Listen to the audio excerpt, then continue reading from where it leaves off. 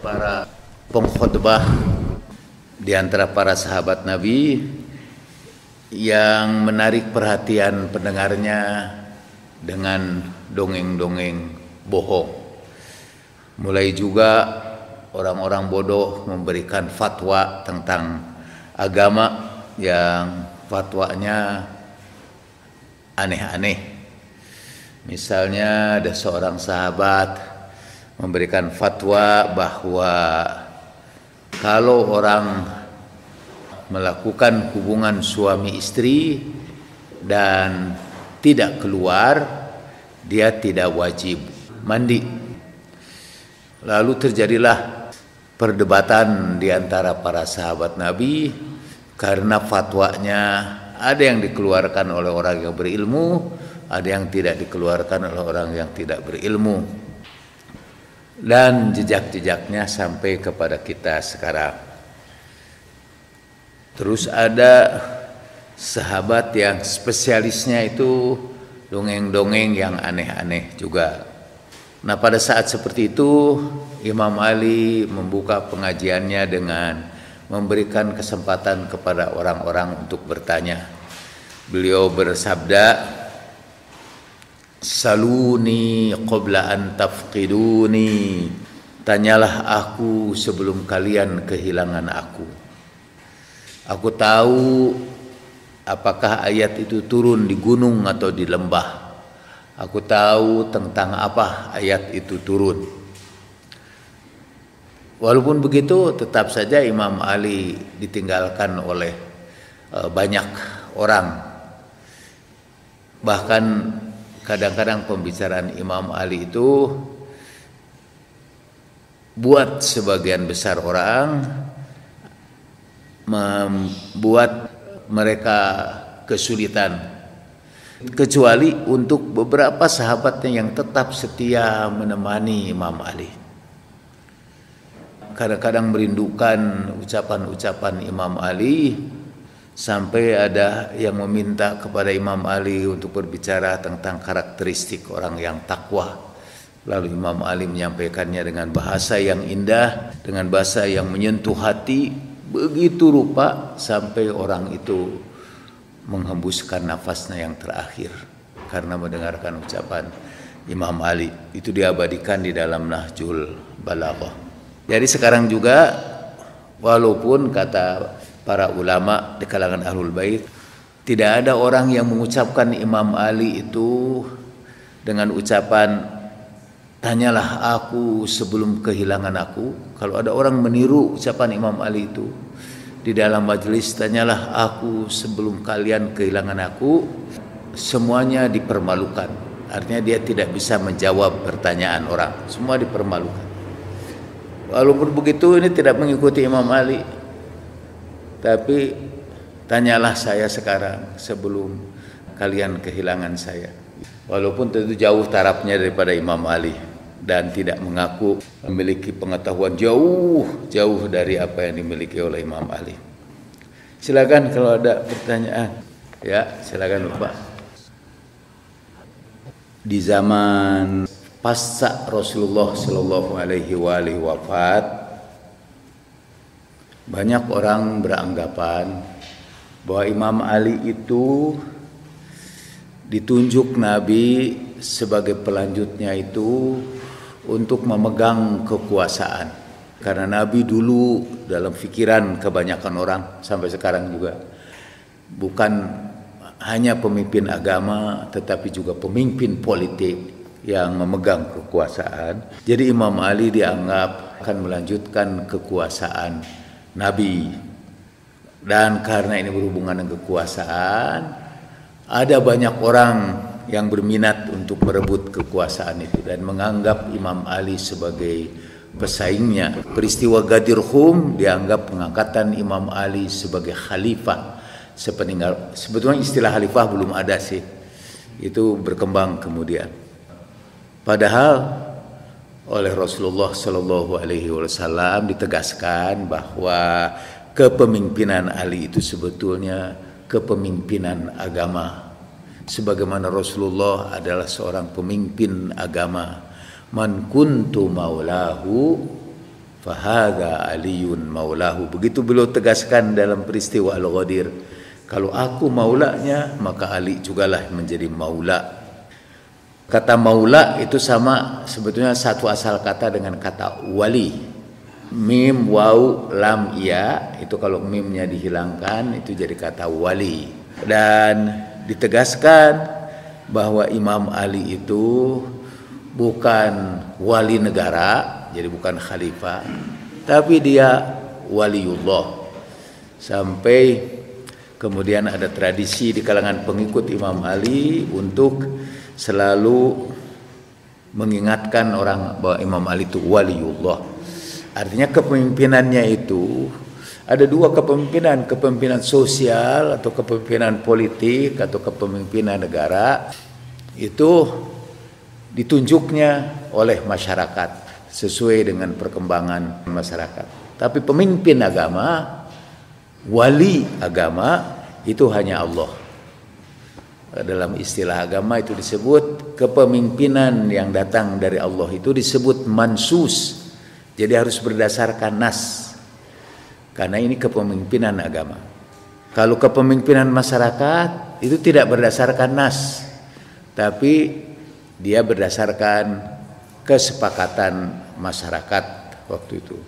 Nah, balik lagi, karena Imam Ali dianggap bukan waliullah, tapi dia sejenis wali kota dan mungkin wali negara, maka Imam Ali kemudian dimusuhi, dijauhkan dari masyarakat.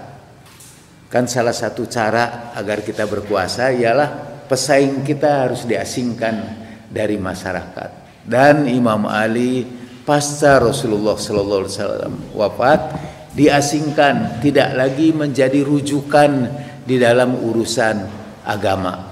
Walaupun kadang-kadang mereka juga mengalami kesulitan untuk menjawab beberapa pertanyaan, dan biasanya dirujuklah orang kepada Imam Ali. Umar pernah didatangi oleh orang Yahudi, dan orang Yahudi itu nakalah, tanyanya itu kira-kira Umar pasti nggak bisa jawab. Jadi akhirnya Umar meminta kepada Imam Ali, sampai terkenal ucapan dari Umar bin Khattab, laula Ali lahalaka Umar, kalau tidak ada Ali celakalah Umar. Ada seorang perempuan lagi dikelilingi mau dilempari batu dengan tuduhan berzina. Imam Ali lewat. Perempuan itu perempuan yang hilang ingatan. Lalu terkenalah ucapan dari Imam Ali yang dirujuk kepada Nabi bahwa ada orang yang diangkat hukum daripadanya, jadi hukum tidak boleh berlaku. Orang kecil sampai dia dewasa, orang pingsan sampai dia sadar, orang gila sampai dia waras lagi. Nah, jadi Imam Ali tetap menjalankan ininya. Karena itu wasiat Rasulullah kepada Imam Ali di Ghadir Hum itu untuk kepemimpinan agama, bukan untuk kepemimpinan negara, bukan kepemimpinan politik. Karena kalau itu kepemimpinan politik, Imam Ali akan mempertahankannya mati-matian. Itu wasiat Nabi kok, masa dia diam aja? Itu kan pertanyaan ahli sunnah juga. Kalau benar ada wasiat Nabi itu, Imam Ali itu kan pemberani, jagoan, kenapa dia menyerah aja? Tapi Imam Ali tetap menjalankan tugasnya, walaupun bukan pemimpin politik, sebagai pembimbing umat. Tapi sekali lagi, sejak pasca Rasulullah, karena ada orang mengaitkan kepemimpinan agama itu sama dengan kepemimpinan politik, jadi Imam Ali diperlakukan, diboikot lah, tidak boleh orang mendengarkan Imam Ali. Masih dalam pemerintahan para khalifah, bukan saja Imam Ali-nya yang diboikot tidak boleh bicara, tapi berita-berita tentang Imam Ali, itu yang kita sebut hadis-hadis Imam Ali, juga diboikot. Di zaman Utsman ada malah petugas khusus yang mengawasi siapa saja yang meriwayatkan hadis dari Imam Ali. Di antara orang yang setia menyampaikan hadis-hadis dari Imam Ali ialah Abu Dzar Al-Ghifari, dan dia pernah dipenjara sebelumnya di zaman Umar. Kemudian di zaman Utsman dia dibebaskan. Begitu dia dibebaskan, dia pergi ke Aqabah itu. Ada 3 tempat pelemparan batu kan. Ada bukit. Sekarang kita sebut apa itu? Kalau haji ada 3 jumroh ya. Jumroh itu kan melempari Aqabah namanya. Jumratul Aqabah. Disitulah pada musim haji orang-orang berkumpul, semua pasti datang ke situ. Dan kesitulah Abu Dzar bicara malam-malam, duduk di atas bebatuan di situ, lalu orang-orang berdatangan. Dia memperkenalkan, siapa yang kenal aku, inilah aku. Siapa yang tidak kenal aku, akulah Abu Dzar Al-Ghifari. Lalu mulailah dia menyampaikan hadis-hadis tentang Nabi. Jadi hadis-hadis yang dilarang diboikot. Itu alhamdulillah larangan tentang hadis Ali itu berlanjut sampai abad milenial. Masih saja ada orang-orang yang tidak mau mendengarkan Imam Ali. Padahal sekarang kan urusan kekuasaan sudah nggak ada kali Imam Ali itu mau berkuasa atau tidak, itu sudah terjadi. Tapi masih juga itu bekas-bekasnya sampai sekarang. Pelarangannya itu karena alasan ideologis. Dan itu tidak bisa dideradikalisasi. Ada orang Indonesia yang berangkat ke Syria, suami istri, sampai ke sana keburu ISIS-nya kalah. Tapi karena ini ideologi, mereka pulang ke Indonesia, tidak pergi ke Indonesia, mereka ke Singapura, dari Singapura ke Filipina. Dan suami istri itu kemudian melakukan bom bunuh diri. Jadi deradikalisasi susah karena itu ideologi. Dia bisa bertahan mungkin seumur planet bumi ini sampai sekarang. Jadi balik lagi, Imam Ali bertugas untuk memelihara wasiat Nabi itu, memelihara agama Rasulullah Sallallahu Alaihi Wasallam. Sampai Imam Husain juga menegaskan, mengapa ia bawa keluarganya tidak untuk merebut kekuasaan. Imam Husain sebelum berangkat berkata, umdi ala dinin Nabi. Aku ini akan melanjutkan agama Nabi. Anal Husain ibn Ali umdi ala dinin Nabi.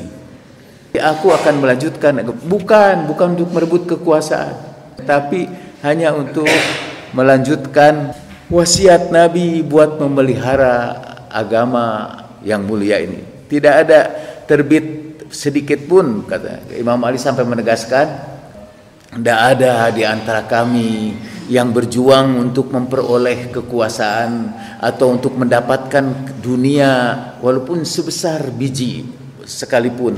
Enggak terpikir, mereka itu ingin umdi ala dinin Nabi.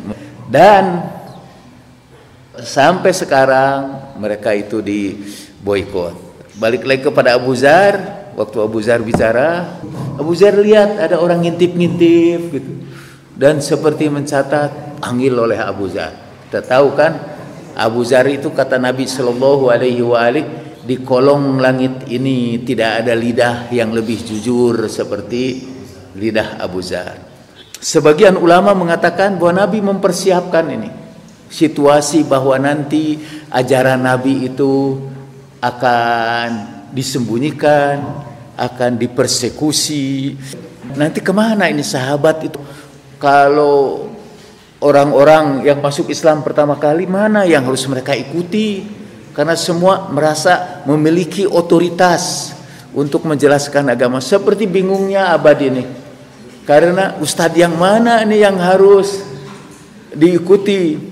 Nah waktu itu juga ini sahabat mana yang harus diikuti? Rasulullah tahu bakal terjadi itu. Karena itu beliau amanatkan beberapa orang sahabat, tentu selain Ahlul Bait, yang harus terus melanjutkan dakwah Nabi itu. Di antara sahabatnya itu Rasul kasih beberapa tanda. Nanti kalau kamu bingung ini mana di antara sahabat itu yang harus diikuti, excluding Ahlul Bait, maksudnya selain Ahlul Bait itu udah jelas Nabi sudah mengingatkannya berkali-kali. Sampai dalam wasiatnya yang terakhir beliau berulang-ulang itu, inni tarikun fikum Ats-tsaqalain kitab Allah wa itrati la in tamassaktum bihima lan tadillu abada. Aku tinggalkan bagimu dua hal yang kalau kamu berpegang teguh kamu tidak akan sesat selama-lamanya. Al-Quran dan ahli baitku. Waktu itu belum ada istilah hadis. Belum ada. Hadis itu kan baru terkumpul abad ketiga Hijriyah lah, 300 tahun setelah Rasulullah wafat. Yang ada di zaman Rasulullah itu hadis yang berbunyi, aku tinggalkan kepadamu dua hal yang tidak akan sesat kamu selama-lamanya, Al-Quran dan sunnahku. Belum ada sunnah waktu itu. Jadi hadis itu, saudara kita Ustadz Ali Umar buat buku meneliti hadis itu, dan ternyata hadis itu juga dibikin kemudian oleh penguasa untuk menyaingi hadis Al-Quran dan Al-Itrah, Al-Quran dan keluargaku. Hadis itu tidak diriwayatkan oleh Bukhari, Muslim, tidak diriwayatkan oleh 6 ahli hadis itu, kutubus sitah. Jadi Bukhari, Muslim, Abu Dawud, Tirmidzi, An-Nasa'i, Ibnu Majah, nggak ada dalam buku itu. Di mana? Diketemukanlah antara lain di dalam Muwatta Imam Malik. Kitab Muwatta Imam Malik sebetulnya itu ya kitab hadis juga, tapi Imam Malik tidak menyebutkan dari siapa, tidak menyebutkan sanadnya. Jadi Rasulullah bersabda. Padahal kalau hadis di dalam kitab hadis harus disebutkan dari siapa ini tidak.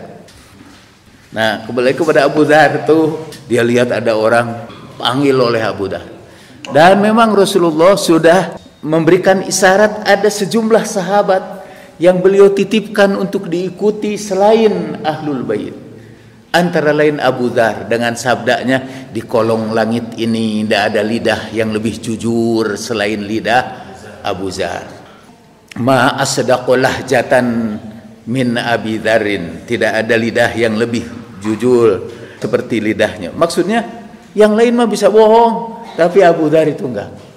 Dia lidahnya jujur. Karena baiat pertamanya dengan Nabi tidak untuk meledakkan dirinya. Baiatnya dengan Nabi ialah qulil haqqo walau kana murran. Katakan kebenaran walaupun pahit. Sahabat yang lain ditandai oleh Nabi untuk diikuti, yaitu Ammar bin Yasir. Kata Rasulullah sallallahu alaihi wasallam kepada Ammar bin Yasir, satu saat lagi berkumpul beserta sahabat-sahabat, tiba-tiba Ammar berlindung di sebuah tembok, tiba-tiba tembok itu runtuh.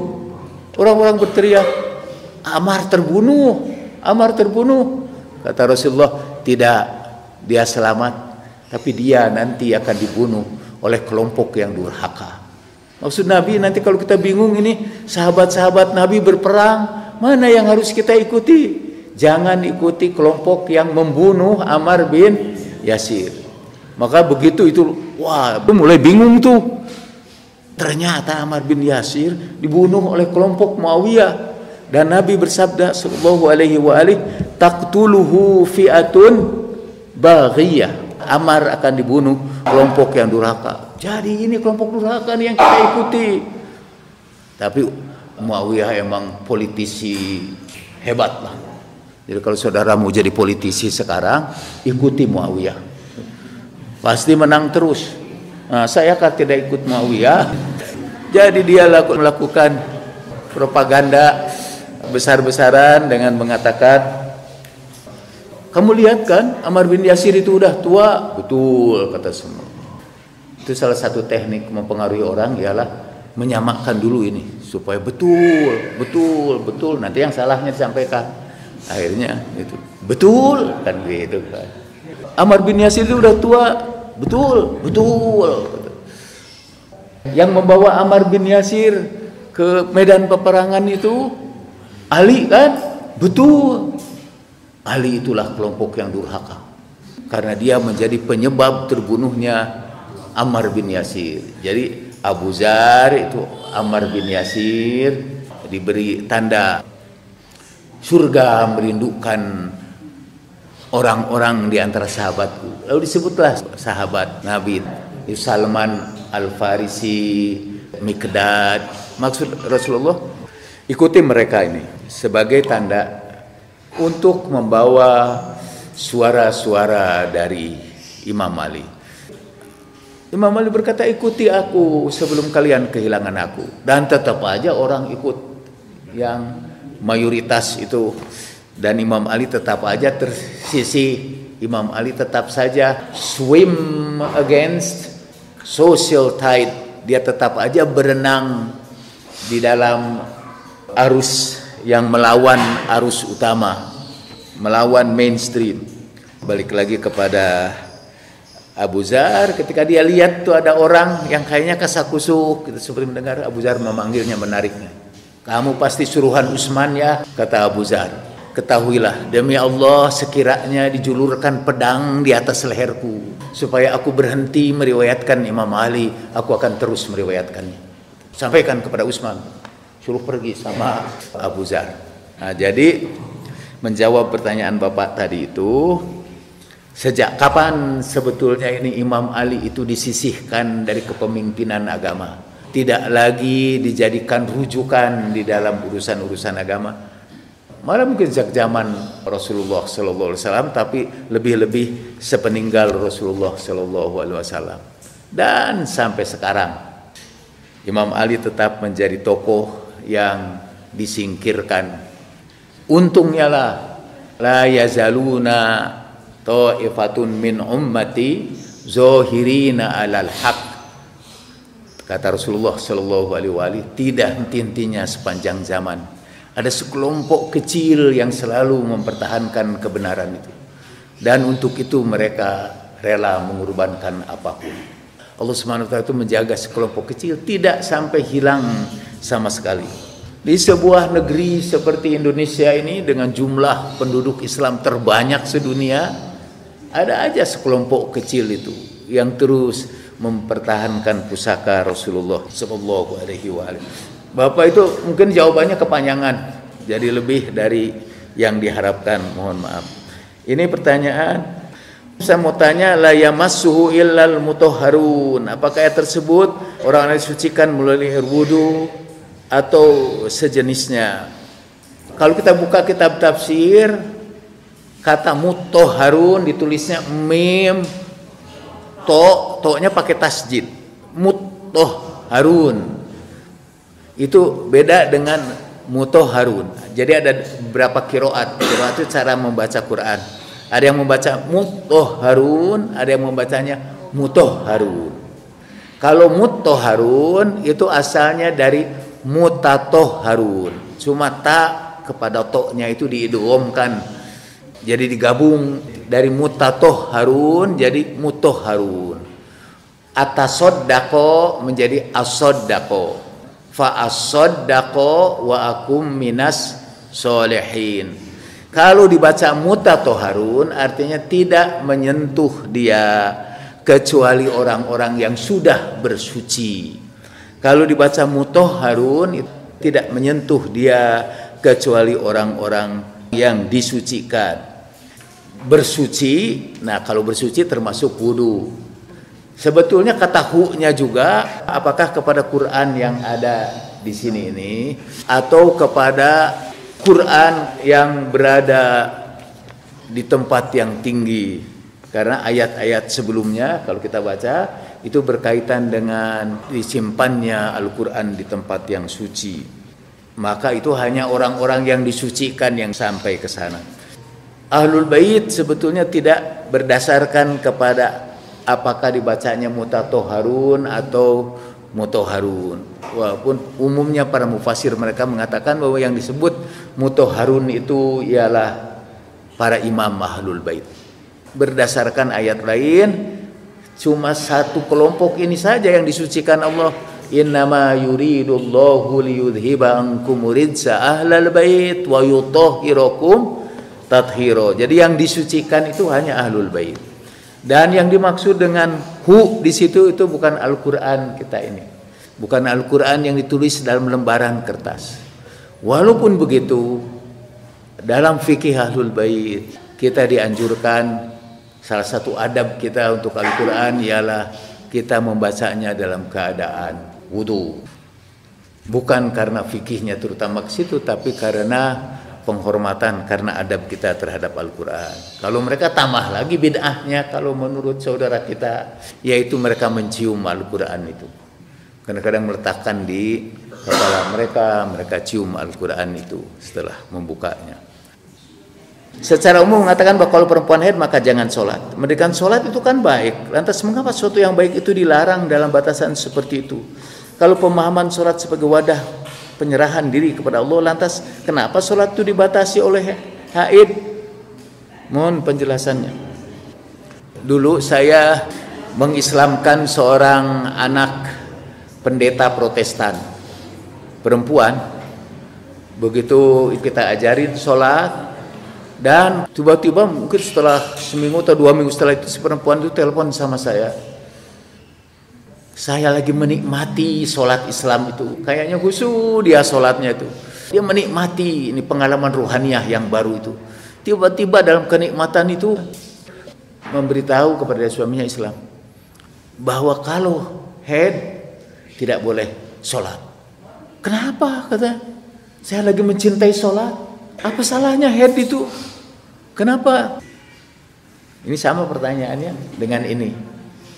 Kalau dia merasa dibatasi, ini lagi asik-asiknya sholat, sekarang tidak boleh lagi sholat, apa yang harus dilakukan?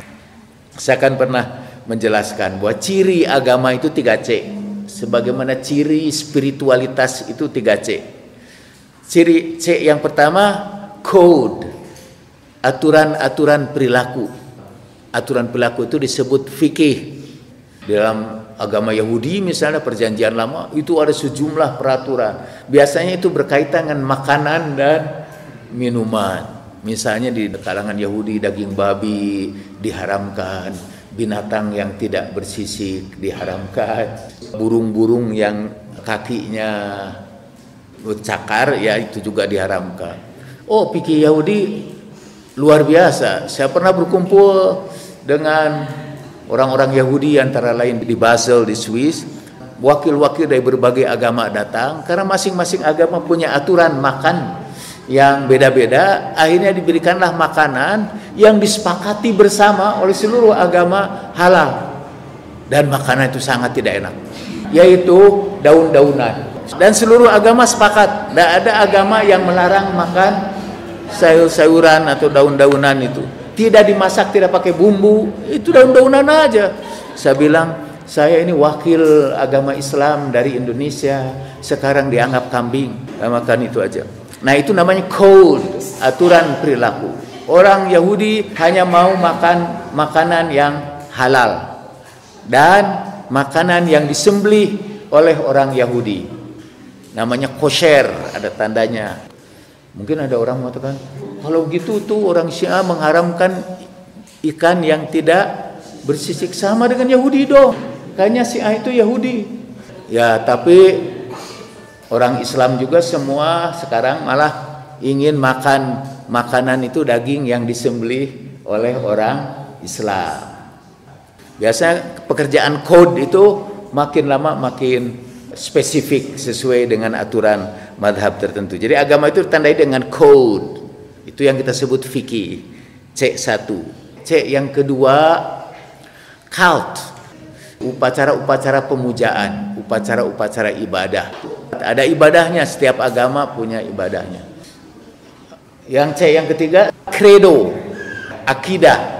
Biasanya agama tandai dengan akidah tertentu. Di Jawa Tengah tiba-tiba ada seorang membawakan credo, ajaran bahwa dunia ini akan diselamatkan dengan kedatangan kembali bukan Imam Mahdi tetapi Ratu Majapahit.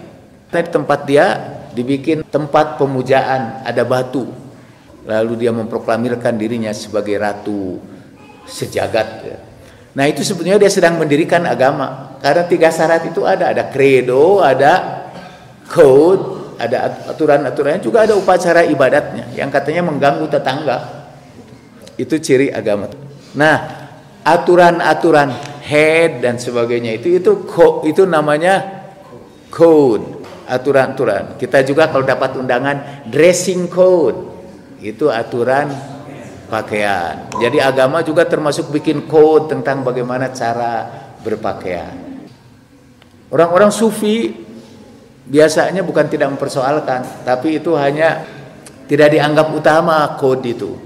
Mereka orang-orang sufi itu karena termasuk kelompok spiritualitas 3C juga, cuma beda. C yang pertama connection. Dia melakukan hubungan terus-menerus dengan Allah Subhanahu wa taala. Kata mereka, kode itu, aturan sholat itu seperti kabel dan seperti lampu itu. Jadi kalau kita menjalankan sholat, kita punya lampu. Tapi kalau tidak dihubungkan lampu itu dengan stop kontak, itu tidak bakal nyala-nyala. Tetap aja lampunya gini. Walaupun sholatnya sampai bareng-bareng tahajud bersama, mungkin semalam suntuk, dia tidak memancarkan cahaya sedikit pun karena tidak ada connection. Ya, tidak connect sekarang juga itu. Jadi ciri yang pertama kalau spiritualitas itu, spiritualitas tasawuf, connect dia. Istilah lagi sekarang klik, ya. Jadi ada kliknya itu. Yang kedua, compassion. Spiritualitasnya ditandai dengan kasih sayang yang meliputi semua orang. Rahmatan lil alamin, itu compassion. Jadi berkaitan dengan head itu sekali lagi ini urusan agama, urusan aturan-aturan. Nah, ada katanya dalam urusan-urusan yang seperti itu, urusan seperti urusan ibadah, urusan code, kita nggak usah tanya. Itu termasuk yang bila kaifa.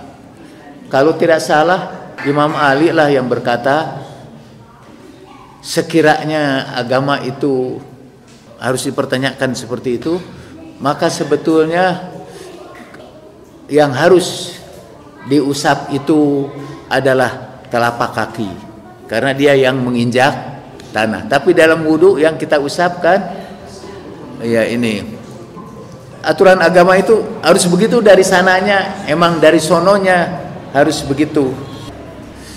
Ini kawan kita bilang wudunya orang Syiah itu tidak lengkap, yaitu tidak ada mengusap telinga. Jadi sekali lagi aturan-aturan itu ya harus kita patuhi aja. Dasarnya kebenaran agama itu ialah teks. Dasarnya itu teks, bukan logika, tetapi teks. Tafsir ayat ini Ustadz sekaligus konteks Imam Ali Khamenei menyampaikannya di dalam khutbah Jum'ah. A'udzubillahi minasyaitonirrajim. Walaqad arsalna Musa biayatina an akhrij qaumaka minaz zulumati ilan nur wa dzakirhum biayamillah inna fi dzalika laayati likulli sabarin syakur. Telah kami utus Musa dengan ayat-ayat kami agar keluarkanlah kaum kamu dari kegelapan kepada cahaya dan ingatkan mereka dengan ayyamillah, dengan hari-hari Allah. Inna fi dzalika laayati likulli sabarin syakur. Sungguhnya di dalam hal itu ada ayat bagi orang-orang yang bersabar dan bersyukur. Saya kira Sayyid Ali Khamenei fokus kepada kata ayyamillah, hari-hari Allah. Hari-hari Allah itu adalah hari-hari ketika semua orang bangkit untuk menentang kezaliman, secara singkatnya gitu. Dan kata Sayyid Ali Khamenei, kita sekarang berada di ayyamillah. Bisa juga ayyamillah itu adalah hari-hari kemenangan untuk kaum berilman, atau hari-hari kemenangan buat umat manusia. Dan dalam Al-Quran lain disebut kata ayyam, watilkal ayyam nudawiluha bainan nas. Dan hari-hari, ayyam itu bentuk jamak dari kata yaum. Dari kata yaum, ayyam. Bisa dibaca lagi dalam konteks khutbahnya, beliau memperingatkan bahwa hari-hari ini kita memasuki ayyamillah.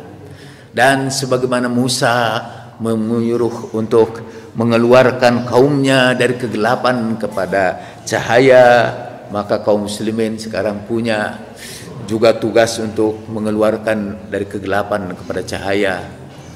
Kegelapan karena hoax, kegelapan karena propaganda orang-orang yang zalim. Sampai di ujung khutbahnya beliau menyebutkan khusus kepada orang yang berbahasa Arab, pada orang-orang Arab, supaya ikut mendengarkan ini, supaya jangan kalian ini seakan-akan jangan terus-menerus tinggal dalam kegelapan. Tengoklah cahaya walaupun sedikit.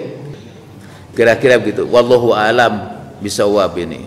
Terus ada pertanyaan lain lagi? Ini buku yang jadi persoalan tapi keburu Pak Harmonis menerbitkan, jadi persoalannya ditiadakan. Afala ta'qilun, tidakkah kamu berpikir? Pak Harmonis kata Miftah memperlihatkannya kepada Ustaz Miftah, ada beberapa mungkin bagian yang harus kita pertimbangkan sebelum menerbitkan buku ini. Tahu Pak Harmonis sudah menerbitkannya. Seperti saya dulu minta izin untuk belajar di Australia, padahal saya sudah beli tiket. Saya minta izin ke dekan saya mau pergi ke Australia, saya mohon izin untuk pergi ke Australia. Dekan saya tidak mengizinkan. Lalu saya bilang, saya mohon izin untuk pergi ke Australia tanpa izin Bapak. Nah, bingunglah dia, karena saya sudah seperti ini. Jadi ini Pak Harmonis itu minta izin, saya minta tanpa izin dia untuk menerbitkan buku ini. Ya. Tapi kalau menurut saya sih sekarang saya tidak begitu keberatan dengan buku ini, walaupun di sini ada misal kalimat yang diperlihatkan sama Miftah. Saya belum baca ini sebetulnya Pak Harmonis, cuma dari Ustaz Miftah. Jadi apa salahnya kita melaknat gitu? Iya Mas, ada istilahnya bisa ditunjukkan. Tapi saya pikir saya sekarang ini sampai kepada posisi betapapun kita takiyah, betapapun kita menyembunyikan beberapa fakta sejarah, tetap aja kita dimaki-maki gitu. Jadi ya enggak apa-apalah buku ini. Kalau ada kalimat itu terus, cuma kemarin kita mohon kalau bisa diterbitkan jilidnya itu di sini nih www miskatnya dihapus gitu ya Mbak. Tapi itu juga sudah langsung nempel dan sudah dicetak berapa banyak? Sudah 5.000 tuh. Ini Abu Zar kita ini.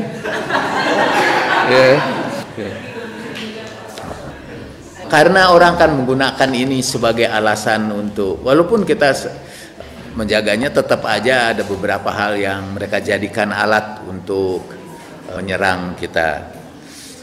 Karena udah jadi, kalau kata Epictetus, ada yang bisa kita kendalikan, ada yang tidak bisa kita kendalikan. Sesuai dengan doa kita, ya Allah berikanlah kepada saya keteduhan untuk menerima apa yang tidak bisa kita ubah. Berikan kepada kami keberanian untuk mengubah apa yang bisa kita ubah. Dan berikan kepada kami kearifan untuk membedakan di antara buku yang diterbitkan Pak Harmonis dengan buku yang akan kita terbitkan. Kita aturkan terima kasih kepada Pak Harmonis. Orang yang paling tepat membaca ini pertama kali adalah saudara-saudara, supaya jangan kedahuluan dibaca langsung diserang. Saya juga belum baca. Menurut saya Pak Harmonis bagikan dulu lah, atau saya beli dengan harga murah dibagikan kepada jemaah pengajian ini. Ya. Gimana Pak Harmonis di antara dua itu? Ini mengangguknya sudah kayak Ustadz Miftah. Tidak bisa saya pahami mengangguk itu. Kata Al-Quran, kalau ada yang sudah kayaknya udah karatan, susah diperbaiki, atau orangnya juga udah sukar dihubungi, kata Al-Quran, innama anta mudzakir lasta alaihim bimusaitir. Sesungguhnya engkau hanya memberi ingat saja, engkau tidak bisa memaksakan. Ya udah, cuma kalau usaha kita untuk membawa orang kepada kebenaran, jangan terbatas kepada orang yang bersangkutan. Saya jadi teringat itu kemarin ucapan Wolfgang von Goethe, itu filosof Jerman dan penulis Jerman. Ada beberapa puisi Wolfgang von Goethe yang diubah menjadi komposisi musik. Ucapan dia yang bagus ada hubungannya dengan ini. Kita tidak usah pergi ke rumah sakit jiwa untuk mengetahui orang yang pikirannya kacau, disordered mind. Karena bumi ini adalah rumah sakit jiwa di alam semesta. Salah satu rumah sakit jiwanya itu planet bumi. Artinya kita gampang sekali menemukan orang-orang yang sakit jiwa. Karena bumi ini memang rumah sakit jiwa. Ini mental institution. Maksud saya pasar kita banyak. Jadi kalau yang tertipu oleh masa lalu karena fatwa yang lalu itu, yang satu itu udah nggak bisa kita ubah lagi, ya biarin aja lah. Laissez faire, laissez passer. Masih banyak pasar kita Pak. Itu aja, pindah aja kepada yang lain. Kalau saudara tidak mau ya nggak apa-apa.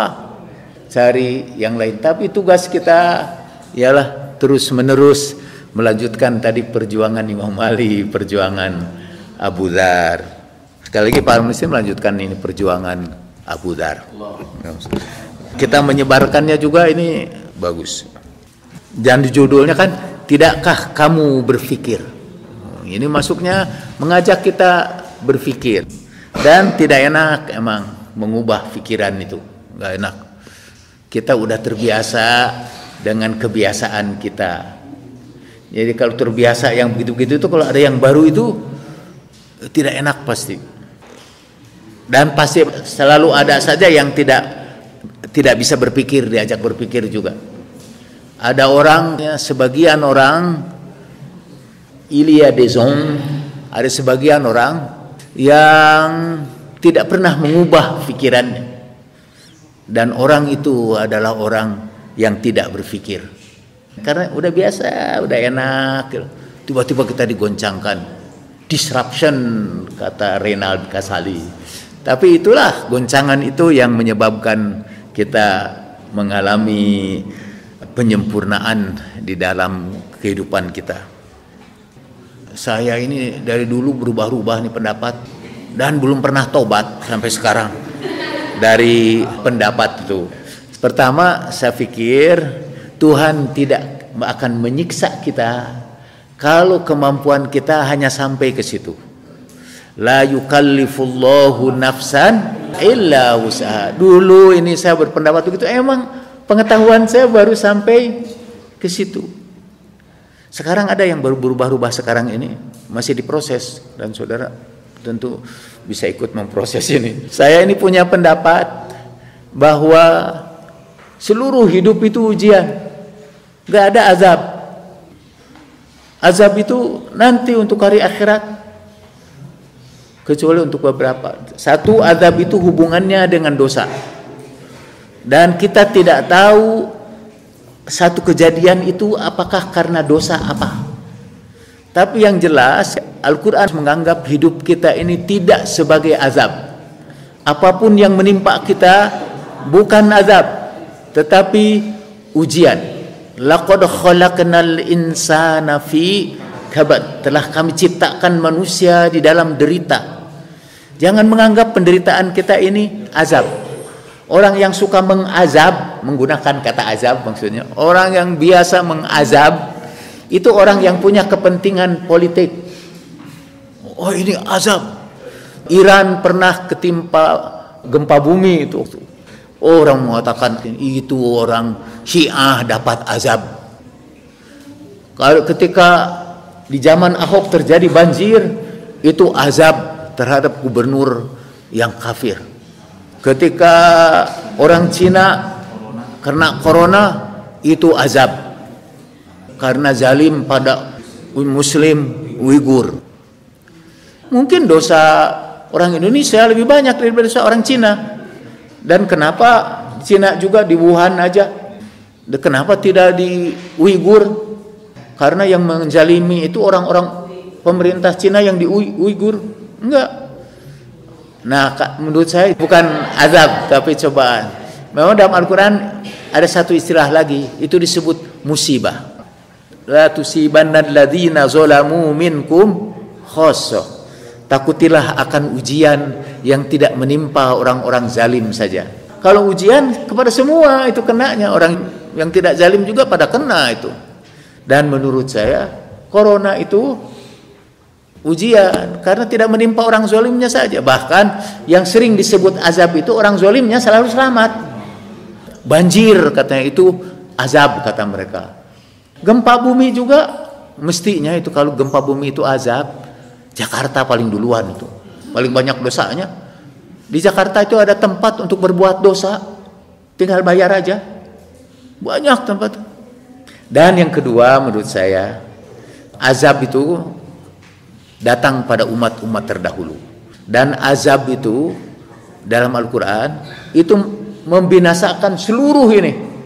Jadi kalau dikenai azab satu kaum itu seluruhnya, sampai kaum itu hilang. Bangsa Ad dan Samud itu lenyap.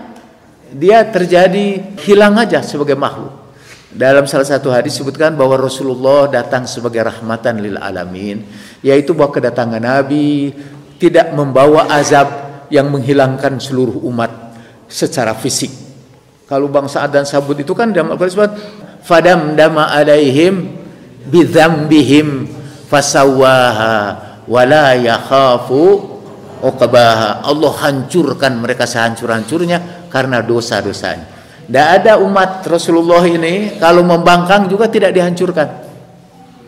Buat umat Rasulullah itu yang dihancurkan bukan fisiknya, azabnya itu, yaitu dihilangkan agama yang sejatinya. Dahulu di zaman Nabi Soleh itu datang bawa unta dan dia berwasiat naqatallahi wa suqiyaha. Ini unta Allah, jaga minumnya, kata. Idh ba'atha asqaha faqala lahum Rasulullah naqatallahi wa suqiyaha. Jaga unta Allah itu minumnya, tapi kemudian mereka membunuhnya. Lalu Allah hancurkan itu semua secara fisik. Dan waktu Rasulullah sampai kepada ayat ini, Bismillahirrahmanirrahim, wasamsi waduhaha wal qamari idza talaha wan nahari idza jallaha wal laili idza yaghshaha was samai wama banaha wal ardi wama tuhaha wa nafsin wama sawaha fa alhamaha fujuraha wa taqwaha qad aflaha man zakkaha wa qad khaba man dassaha kadzabat thamudu bitughwaha idzim ba'atha asqaha faqala lahum Rasulullahi naqatallahi wa suqiyaha faqadzabuhu faaqruha. Maka kemudian mereka membohongkan Rasul itu dan menyembelih unta itu. Lalu Allah binasakan mereka seluruhnya. Allah tidak takut akan akibatnya. Nah, waktu sampai ayat ke sini katanya Rasulullah menangis. Dan tadi dalam ayat itu idzim ba'atha asqa, ketika dibangkitkan di tengah mereka orang-orang yang paling jahat. Lalu tahukah kamu orang yang paling jahat itu asqal awwalin, orang yang paling jahat dari umat yang terdahulu sehingga menyebabkan datangnya bencana, datangnya azab Allah. Tahukah kamu asqal awwalin wal akhirin, itu orang yang paling jahat dari umat yang terdahulu dan umat yang kemudian. Lalu Rasulullah menjelaskan, orang itu adalah orang yang membasahi janggut Ali dengan darahnya. Orang yang akan menebas pedangnya kepada Imam Ali dan membasahi janggut Ali dengan darah Imam Ali. Dan itu adalah orang yang paling jahat minal awwalin wal ilal akhirin. Yasqal awwalina wal akhirin. Tapi kita tidak mendapat azab, kan? Imam Ali itu lebih utama dari unta Nabi Soleh. Nabi Soleh amanat unta ini kasih minum, dia cuma itu amanatnya, dilanggar oleh mereka, diazab mereka. Ini Imam Ali yang diwasiatkan oleh Rasulullah Shallallahu Alaihi Wasallam, mereka bunuh. Dan nanti juga ada dari pelanjut Rasulullah Sallallahu Alaihi Wasallam yang mereka bunuh tanpa diberi minum, tanpa suqyah. Itu yang disembelih sama seperti unta Nabi Soleh. Tapi umat ini tidak binasa. Para ulama mengatakan, satu karena Rasulullah datang tidak untuk membawa azab. Wa ma arsalnaka illa rahmatan lil alamin. Kalau ada orang membantahnya juga, paling-paling innama anta mudzakir lasta alaihim bimusaidir. Orang-orang yang menyakiti hati Rasulullah, Allah Subhanahu wa taala berfirman kepada Nabi, fa'fu anhum wastaghfir lahum. Maafkan mereka dan mohonkan ampunan buat mereka. Tidak ada azab. Sekarang ini azab hanya ada sekali lagi dalam kamus politik, tapi di dalam kamus agama tidak ada azab. Tapi ujian akan tetap kita terima, ya. Alladzi khalaqal mauta wal hayata liyabluwakum ayyukum ahsanu amala. Yang menciptakan kematian dan kehidupan untuk menguji kita. Liyabluwakum ayyukum ahsanu amala, siapa yang paling bagus amalnya. Terima kasih atas perhatian saudara, teriring doa kepada semua keluarga, sahabat-sahabat kita, orang-orang yang kita cintai yang sekarang kembali kepada Allah Subhanahu wa taala. Kiranya Allah berkenan untuk mengembalikan mereka kepada pangkuan kasih sayangnya, menghimpun mereka dengan para kekasihnya. Juga untuk orang-orang yang sakit di antara mereka, kiranya Allah memberikan kesehatan kepada mereka, dan kepada orang-orang yang mempunyai keperluan kepada Allah, baik untuk keperluan duniawi maupun keperluan ukhrawi, sekiranya itu diridhoi Allah Subhanahu wa taala dan mendatangkan kemaslahatan baginya. Mudah-mudahan Allah memperkenankannya. Ala hadin niyya wa kulli niyatin sholihatin ziyadatan fi sarafin nabil mustafa sallallahu alaihi wa alihi wa la immati tayyibin at-tahirin wa sayyidatin nisa'il alamin. Al-Fatihah. A'udzu billahi minasy syaithanir rajim. Bismillahirrahmanirrahim. Alhamdulillahirabbil alamin. Arrahmanir rahim. Maliki yaumiddin. Iyyaka na'budu wa iyyaka nasta'in. Ihdinas siratal mustaqim. Siratal ladzina an'amta 'alaihim ghairil maghdubi 'alaihim waladdallin. A'udzu billahi minasy syaithanir rajim. Innallaha wa malaikatahu yusholluna 'alan nabi. Ya ayyuhalladzina amanu sallu 'alaihi wa sallimu taslima. Allahumma shalli 'ala Muhammad wa ali Muhammad. Allahumma shalli 'ala Muhammad wa ali Muhammad. Allahumma shalli 'ala Muhammad wa ali Muhammad. Wa ma taufiqi illa billah. Alaihi tawakkaltu wa ilaihi unib. Assalamualaikum warahmatullahi wabarakatuh.